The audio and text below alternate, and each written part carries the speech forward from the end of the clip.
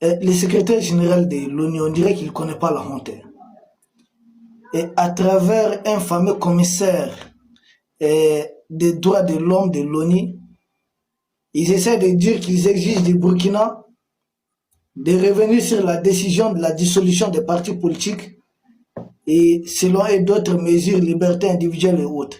Je dis c'est la même ONU qui est en train de parler. Il n'y a pas longtemps, le président d'un pays membre de l'ONU, un pays qui est souverain, qui a son indépendance, un président selon eux, s'il parle d'élection, un président qui a été élu à la personne de son excellence Nicolas Maduro, a été enlevé par un autre pays avec un faux motif. Ils ont d'abord dit qu'il a la tête d'un cartel. Arrivé là-bas, ils disent non, le fameux cartel là n'existe même pas. Il a été enlevé. Est-ce que l'ONU a exigé sa libération? La réponse évidemment c'est non. Qui est cette ONU? Le Burkina n'est pas une commission de l'ONU. Que les choses soient claires, le Burkina est un État membre de l'ONU et non une commission. Nous ne sommes pas des pays sous tutelle. Et tel bavardage, là, on peut tenir ça ailleurs, mais pas ici, dans l'espace ailleurs. Qu'est-ce que l'ONU? De quoi l'ONU se met? L'ONU ne sait pas que les partis politiques ont été dissous pour leur inefficacité à participer à la lutte contre le terrorisme. L'ONU ne sait pas ça. Au lieu d'aider les pays à se défaire du terrorisme, certains politiciens aident plutôt les discours terroristes, les discours des sponsors des terreurs, pour fragiliser davantage le Burkina dans ce combat contre le terrorisme. Mais un tel outil, est-ce qu'il faudrait garder ça sur place? La réponse évidemment c'est non. Mais l'ONU elle-même ne respecte même pas ses propres résolutions. Ah non, l'ONU ne respecte pas du tout. Non, non, pas du tout. La résolution 1373, la résolution 2470, je vous en prie. Allez vérifier c'est quoi la résolution 1373 du Conseil de sécurité des Nations Unies. C'est une résolution qui exige de tous les pays membres de l'ONU de lutter contre les sources du financement du terrorisme. Or, l'ONU sait bel et bien, même récemment, l'aéroport international de Niamey attaqué. Où se trouve le communiqué de l'ONU? L'ONU sait très bien que l'attaque de cet aéroport, ça l'aide de certains drones kamikazes. Et ces drones-là, beaucoup sont prétendus livrés à Zelensky. Mais pourquoi ces drones-là se retrouvent dans l'espace AES? Or, nous savons qu'Emmanuel Macron est à la tête du groupe qu'il appelle les volontaires pour soutenir Zelensky. Ils sont en train de détourner cette aide. Ça se passe ici. Mais nous sommes tous des pays membres de l'ONU. Au nom de quoi l'ONU et beaucoup de pays qui ont condamné d'ailleurs l'opération spéciale russe en Ukraine, qu'ils ont appelé une agression.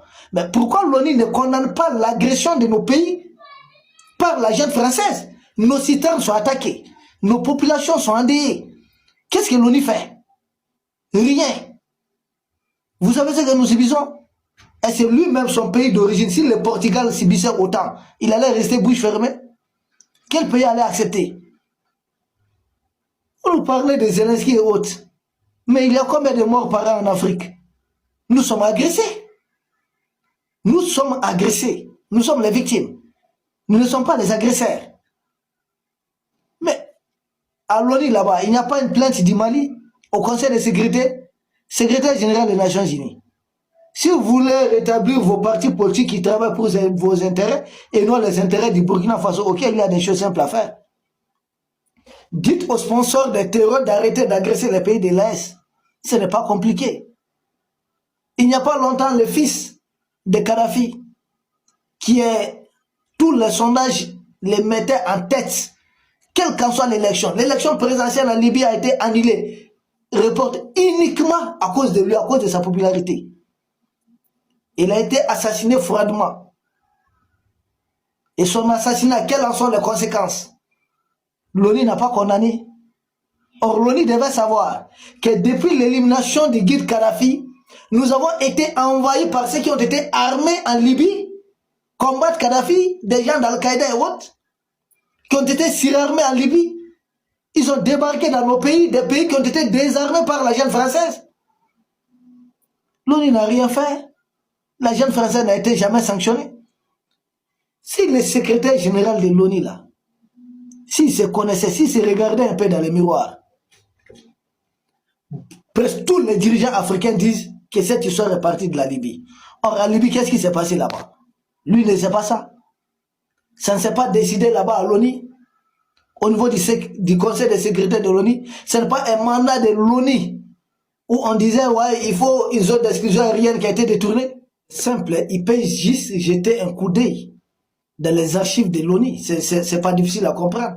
La résolution 1973 du 17 mars 2011, la résolution 1973 du 17 mars 2011, il était question d'établir au-dessus de la Libye une simple zone d'exclusion aérienne, empêcher l'aviation libyenne de bombarder les combattants d'en face. Mali est place. Le mandat a été transformé. Et même les GUD, les dirigeants de la Libye, a été assassiné. Certains membres de sa famille assassinés. Les militaires libyens froidement abattus par des pays de l'OTAN, qui donnaient même mandat à ces pays de l'OTAN d'outrepasser un mandat des Nations Unies. Le secrétaire général de l'ONU, il ne le sait pas. Que les troupes au sol qui ont été engagées contre l'armée libyenne, que c'est des gens qui étaient commandés par Belhadj. Qui fit Belhadj? Belhadj, c'est ce terroriste d'Al-Qaïda qui d'ailleurs a été condamné par des Libyens et autres. Les Libyens, on y a dénoncé ces messieurs auprès des pays qui prétendent lutter contre le terrorisme. Mali est place. Ils ont recruté les mêmes Belhadj, homme clé d'Al-Qaïda, qui a combattu d'ailleurs en Afghanistan, en Irak.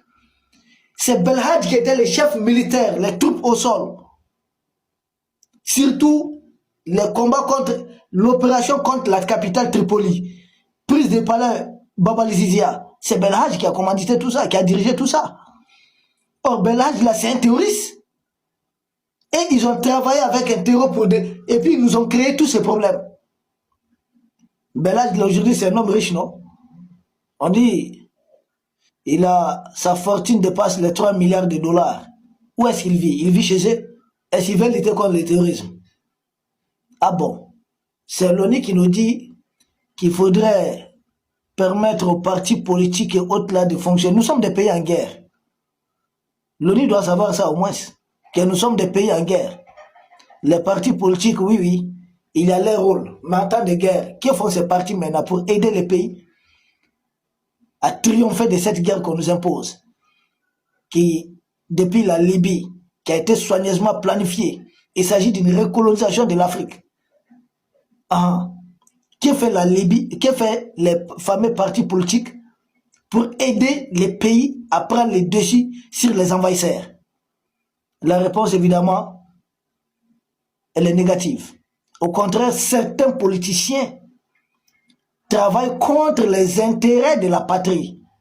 Et vous nous demandez de garder en place quelque chose qui nous affaiblisse.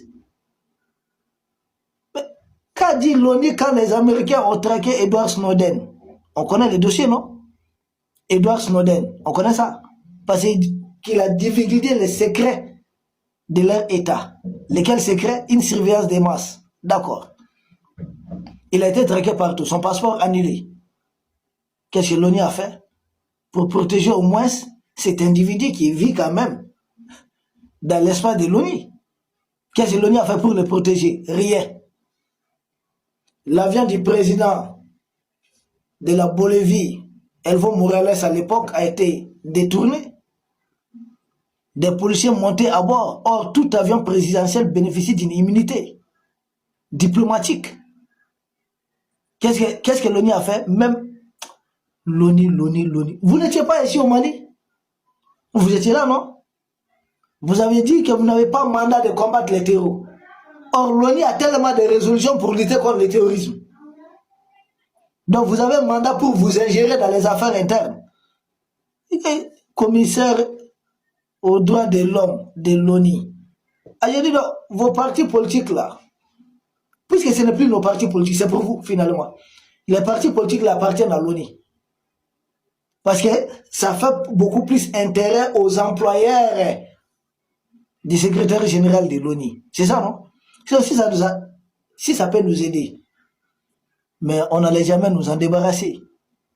Nous n'allons rien garder qui puisse entraver notre lutte contre le terrorisme. Le Burkina a très bien fait. Les Mali avaient fait la même chose.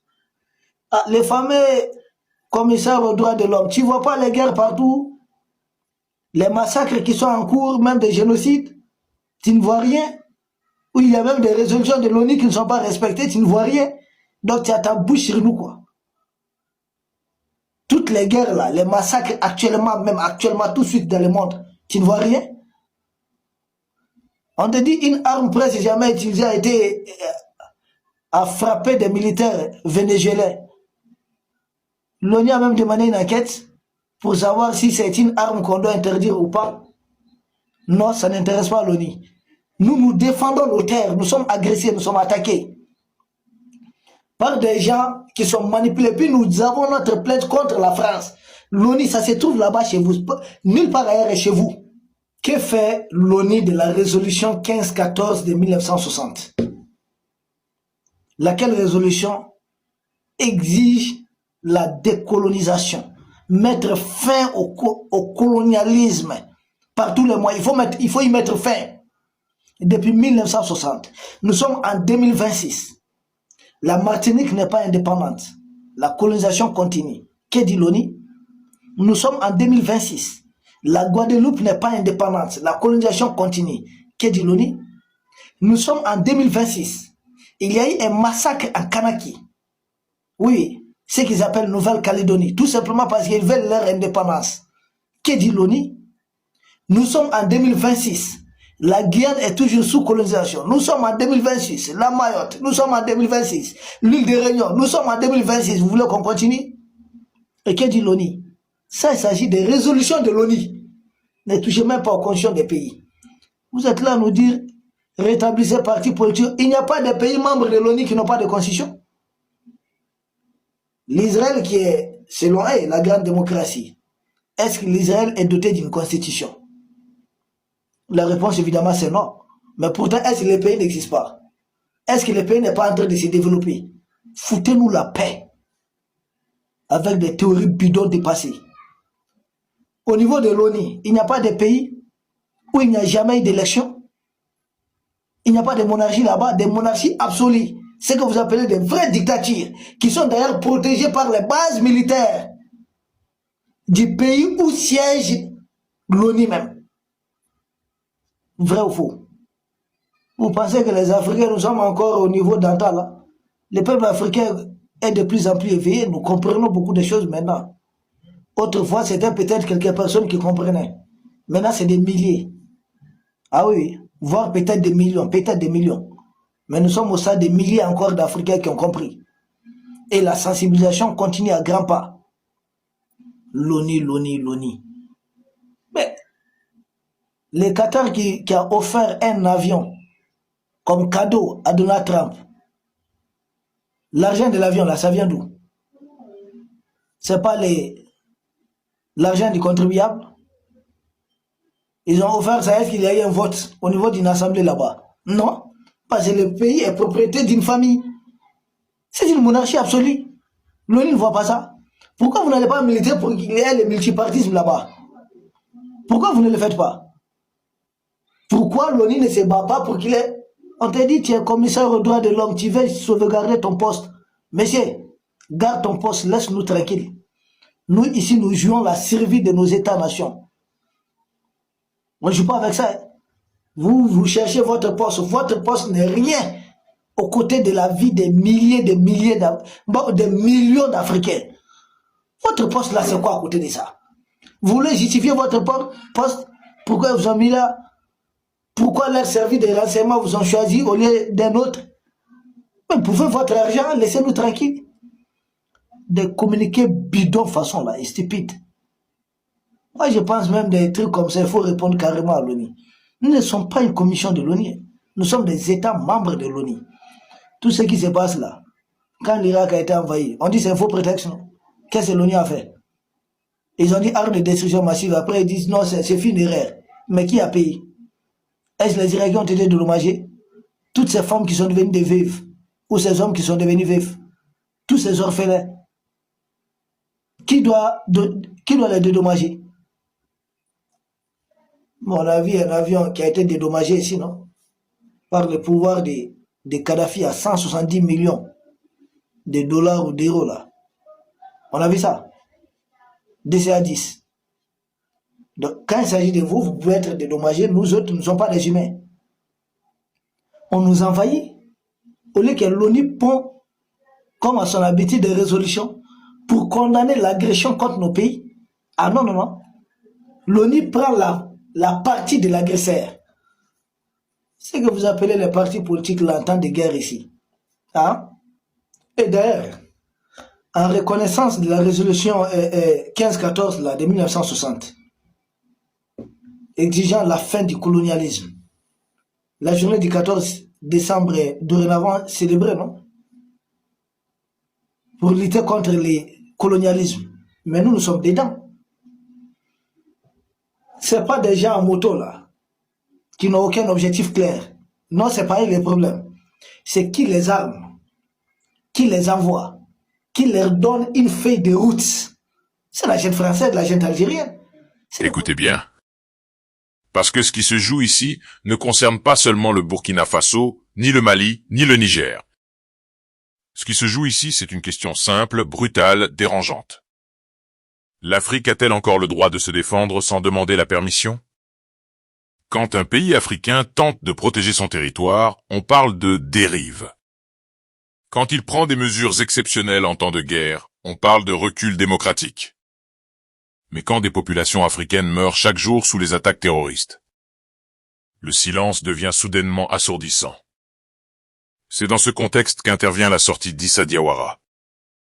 Un discours dur, frontal, parfois excessif dans la forme, mais qui pose des questions que beaucoup n'osent plus poser à voix haute. Un message adressé directement à l'ONU, accusé d'hypocrisie, de deux poids, deux mesures, et surtout d'un profond décalage avec la réalité vécue par les pays de l'AES. L'objectif ici n'est pas de sanctifier un discours, ni de tout valider sans recul. L'objectif est d'analyser, calmement mais fermement, ce que révèle ce message, et pourquoi il trouve aujourd'hui un écho aussi fort auprès de millions d'Africains. La première accusation portée est claire. L'ONU demanderait au Burkina Faso de revenir sur la dissolution des partis politiques, au nom des libertés et du pluralisme. Sur le papier, cet argument est cohérent. Mais Issa Diawara pose une question centrale. Peut-on analyser un pays en guerre comme un pays en paix? Le Burkina Faso, comme le Mali et le Niger, fait face à une guerre asymétrique. Une guerre sans front clair. Une guerre contre des groupes armés mobiles, financés, structurés, qui frappent des civils, des soldats, des infrastructures vitales.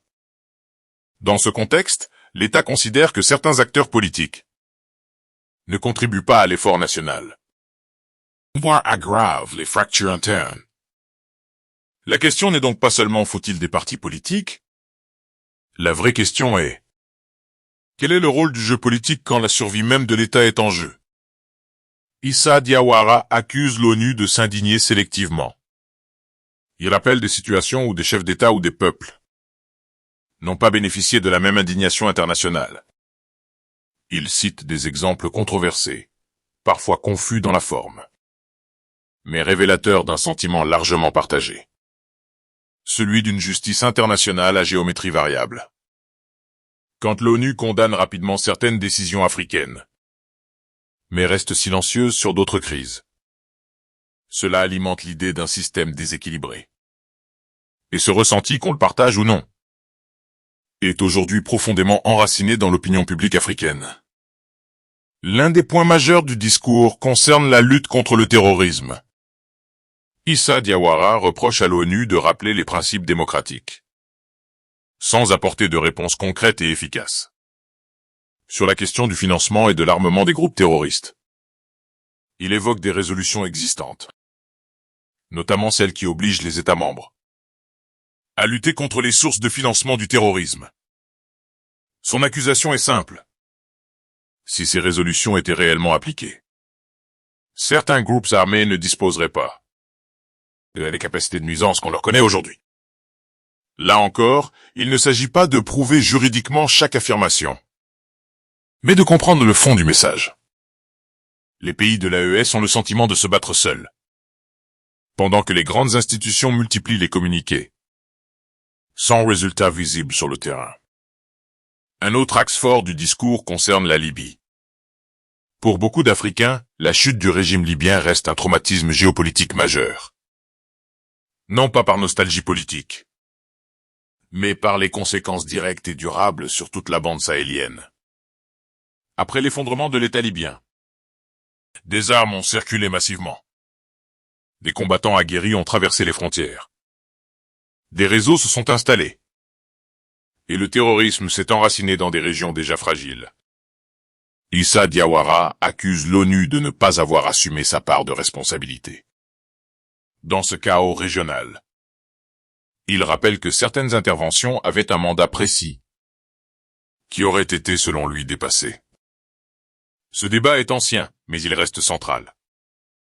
Car pour les populations du Sahel, les conséquences ne sont pas théoriques. Elles sont quotidiennes, sanglantes, concrètes. Le sentiment exprimé ici est celui d'une injustice historique. Des décisions prises loin de l'Afrique, sans réelle consultation des peuples concernés, et dont les Africains paient encore le prix. Un autre point clé du discours touche à la souveraineté. Issa Diawara insiste sur un principe fondamental. Les pays africains sont des États membres de l'ONU, des entités sous tutelle. Cette phrase résume une frustration profonde. Lorsque des recommandations deviennent des injonctions, lorsque des avis se transforment en pression politique, la frontière entre coopération et ingérence devient floue. Il pose une question dérangeante. Pourquoi certaines décisions internes africaines sont-elles scrutées avec autant de sévérité, alors que d'autres États, ailleurs dans le monde, bénéficient d'une tolérance bien plus large? Il évoque des exemples internationaux, où des mesures exceptionnelles ont été prises en temps de guerre, sans déclencher les mêmes réactions. Ce parallèle, qu'on le juge pertinent ou non, met en lumière une perception de traitement inégal. Au fond, ce discours ne parle pas seulement de partis politiques. Il parle de reconnaissance, de respect, de la capacité des peuples africains à décider eux-mêmes des priorités de leur survie collective. Issa Diawara va plus loin. Il affirme que certains mécanismes politiques, dans le contexte actuel, peuvent devenir des outils de déstabilisation. C'est une affirmation grave. Elle mérite débat. Mais elle reflète une réalité. La guerre moderne ne se joue pas seulement avec des armes. Elle se joue aussi avec l'information, la division, l'influence. Pour les autorités de l'AES, l'unité nationale est présentée comme une condition de survie. Toute structure perçue comme affaiblissant cette unité est donc considérée comme un risque stratégique. On peut contester cette vision. On ground de dérive autoritaire. Mais on ne peut pas ignorer le contexte sécuritaire extrême dans lequel ces décisions sont prises. C'est précisément là que le dialogue devient difficile. Entre des institutions internationales qui résonnent en normes universelles et des États en guerre qui résonnent en termes d'urgence et de survie. La question centrale reste donc ouverte. Comment concilier démocratie, droit et guerre asymétrique imposée? Issa Diawara, dans son ton abrupt, exprime une rupture de confiance. Une rupture entre une partie de l'Afrique et les grandes structures internationales. Cette rupture ne date pas d'hier, mais elle est aujourd'hui assumée, verbalisée, revendiquée. Et c'est ce qui rend ce discours si important à analyser. Pas pour l'applaudir aveuglément, mais pour comprendre ce qu'il révèle du basculement géopolitique en cours en Afrique.